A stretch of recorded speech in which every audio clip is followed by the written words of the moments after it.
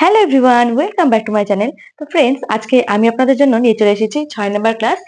আর আজকের বিষয় হলো আমাদের পারফেক্ট ভাবে হাতা কাটিং কি করে করতে হয়।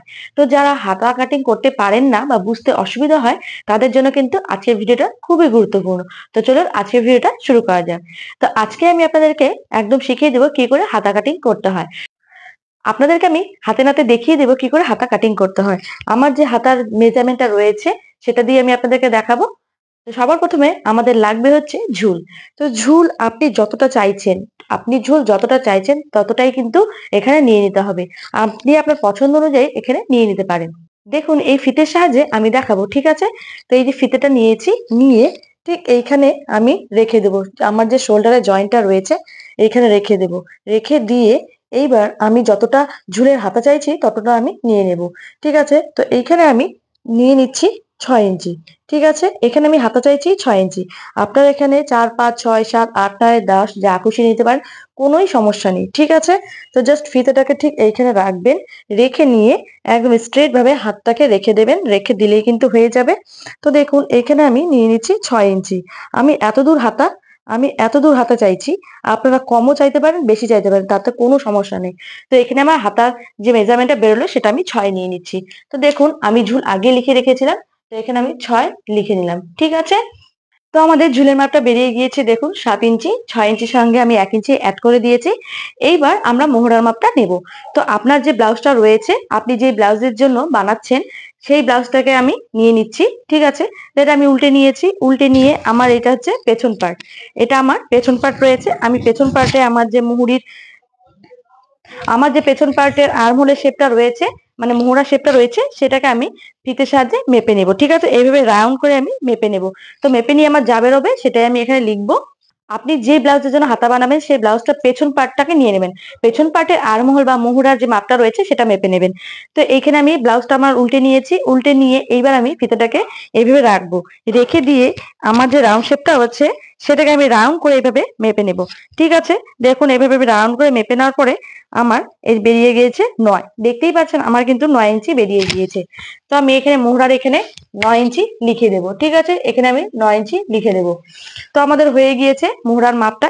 এইবার আমরা মুহুরির মাপটা নিয়ে নেব। ঠিক আছে, তো মুহুরি আমি এখান থেকে এতদূর 6 ইঞ্চি এখানে নিয়েছিলাম। এখান থেকে আমি রাউন্ড করে ফিতেটাকে এইভাবে মেপে ঘুরিয়ে নেব। ঠিক আছে, তো ফিতেটাকে আমি এখানে রাখছি। রেখে এইভাবে আমি ঘুরিয়ে নিলাম। ঘুরিয়ে নিয়ে দেখুন আমার বেরিয়ে গিয়েছে 10 ইঞ্চি। তো 10 ইঞ্চি আমি মুহুরির এখানে লিখে দেব। ঠিক আছে, লিখে দিলাম। এইবার আমাদেরকে কিন্তু কোনো সূত্র ফেলতে হবে না। মুহুরিতে কিন্তু আমাদের সূত্র ফেলবো। তো আপনার যা মুহুরি বেরোবে সেটাকে হাফ করে নেবেন। ঠিক আছে, এখানে আমি হাফ করে দিচ্ছি, মানে 2 দিয়ে ভাগ করে দিচ্ছি। তো বেরিয়ে গিয়েছে আমার 5। আর এর সঙ্গে আমি আরো 1 বা 1.5 ইঞ্চি এক্সট্রা সেলাই মার্জিনের জন্য নিয়ে নেব। এই 1 বা 1.5 ইঞ্চি সেলাই মার্জিনের জন্য অবশ্যই নিতে হবে।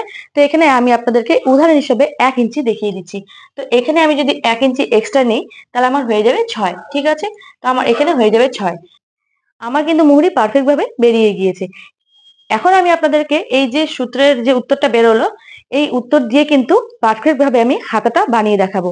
ঠিক আছে, তো আমার ঝুল বেরিয়েছে 7। এখানে আমি ফিতাটা নিয়েছি। নিয়ে এই আমি 7 ইঞ্চিটা নিয়ে নেব। এটা আমি ঝুল প্রথমে নিয়ে নেব। তো ঝুল আমার 7 ইঞ্চি রয়েছে, আমি 7 ইঞ্চি নিয়ে নিচ্ছি।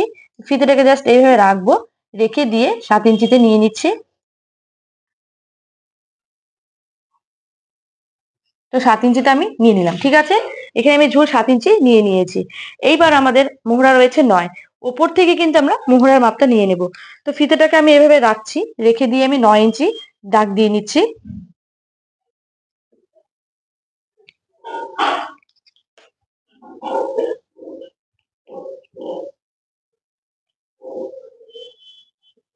দেখুন আমি কিন্তু এখান থেকে এতদূর 9 ইঞ্চি নিয়ে নিয়েছি। এবার আমার মুহুরি বেরিয়েছে 6, আমি নিচ থেকে 6 ইঞ্চি নিয়ে নিচ্ছি। এবার আমি নিচ থেকে মুহুরি 6 ইঞ্চি নিয়ে নিচ্ছি।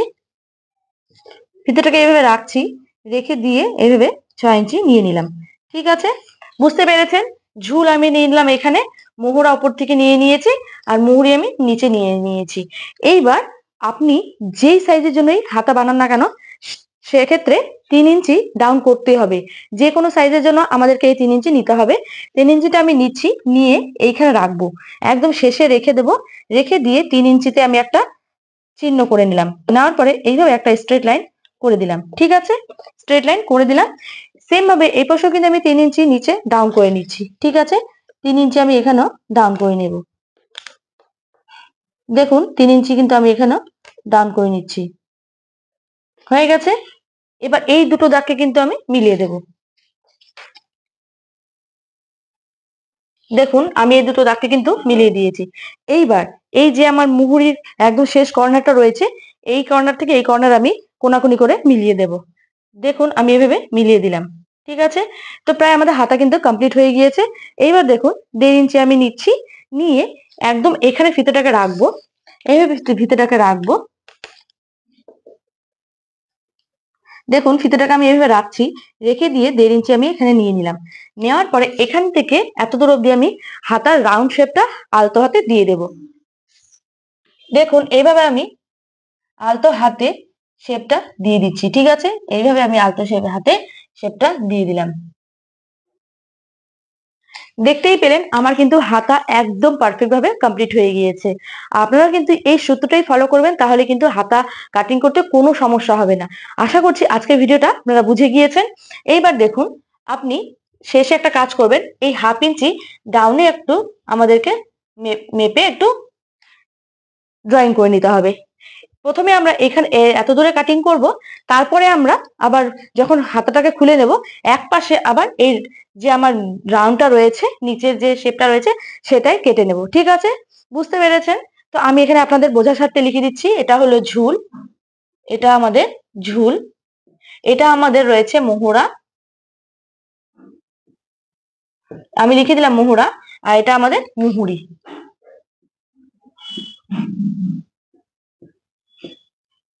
মুহুরি, আর এখান থেকে আমরা 3 ইঞ্চিতে ডাউন করেছি।